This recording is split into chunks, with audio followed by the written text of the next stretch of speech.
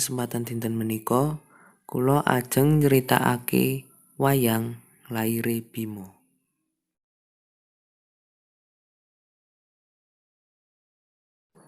Bima iku putrane Dewi Kunti lan Prabu Dewanata. Asline Pandhu iku dudu bapak kandunge Bima.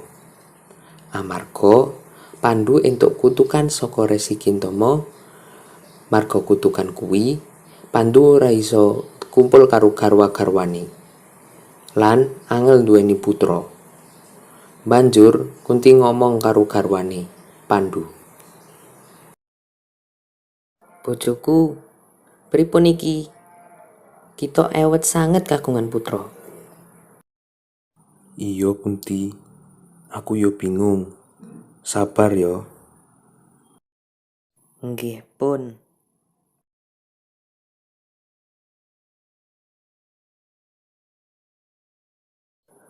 Kunti dheweke duwe aji Aditya Hedaya. Nganggo ilmu kuwi, Kunti ngundang Bathara Bayu.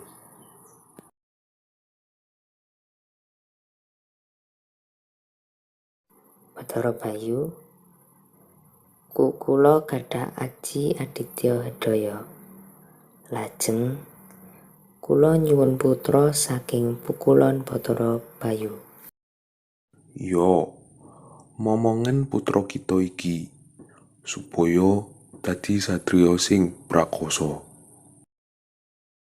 Injih pukulan, matur nuwun.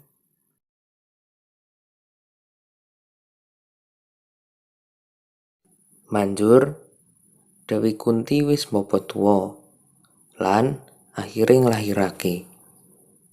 Nanging putrane Dewi Kunti lahir awujud bungkusan.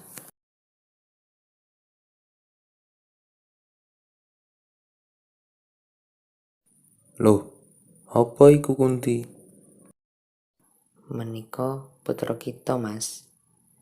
Ananging putra kita menika lahir ingkang awujud bungkusan kados mekaten. Lajeng dipun bikak mawon, Mas. Oh yo, tak bukake. Banjur Prabu Dewanata njajal mbikak bungkusan kuwi nganggo gaman apa wae. Nanging ora kasil. Ora iso dibuka. Piye iki? Kula nggih mboten ngertos, Mas. Singkat cerita, bungkusan kuwi wis dijajal dibuka nganggo gaman apa wae nanging ora kasil. Bungkusan kuwi ora iso dibuka suwene nganti 8 taun punjul. Akhire teka abiyasa. Ana apa iki? Niki putra kula lair awujud bungkusan kandel lan ewet sanget dipun bikak. Pripun iki? Oh, kawanen bungkusan kuwi lan tinggal wae ing alas Grenda Wahana. Oh, inggih.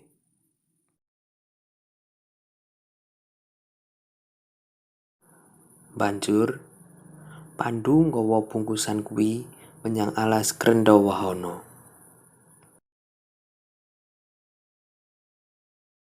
Ing alas kuwi para jin Gundharwa abdine Bathari Durga mangkon. Para penghuni alas kuwi geger lan keganggu amarga bungkusan kuwi ngetokno hawa panas. Iki ana apa to? Kok panase ra umum? Lah iya, iki lho, merga bungkusan iki. Aku yo kepanasen. Amarga jin-jin kuwi padha geger, Bathari Durga teka. Ana apa to iki? Kok geger terus mripeni? Nyuwun ngapunten, Bathari. Niki lho, wonten bungkusan ingkang ngetokke hawa benter. Ajurna wae. Bathari wis mrintahake para abdine ngecurake bungkusan bayi kuwi. Nanging yo ora kasil.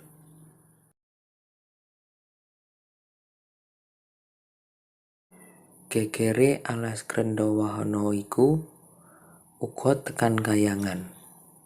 Bathara-bathara padha keganggu.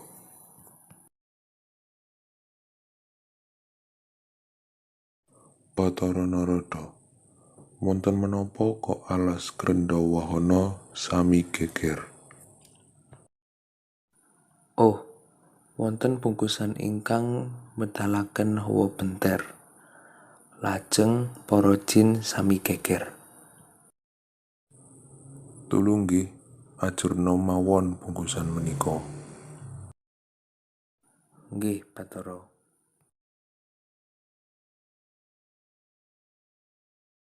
Bathara Narada banjur medun menyang bumi lan nemoni Kajasena. He, Kajasena, ana bungkusan ing alas Krendawahana sing kudu kowe ajurke. Oh nggih Bathara. Wis, ndang mangkat takono.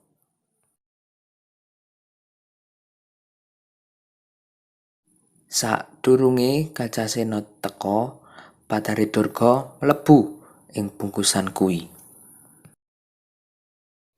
Ing bungkusan kuwi, Bathari Durga weruh gagah prakosane bayi kuwi. Banjur Bathari Durga menehi seperangkat klambi. Ana kempuh poleng Bang Bintulu, gelang Candrakirana, kalung naga bendha sumping sureng pati, lan pupuk Jarot Asem. Dumadakan teka Gajasena. Banjur si Gajasena nendang-nendang lan midak-midak bungkusan bayi kuwi. Akhire bungkusan iku kasil suwek lan metu sosok kang gagah prakoso lan wis nganggo klambi jangkep sing diwenehi Bathari Durga kala wau.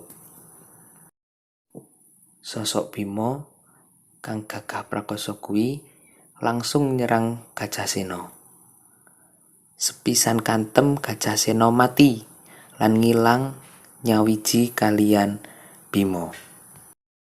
Mula Bima uga diarani Bimasena.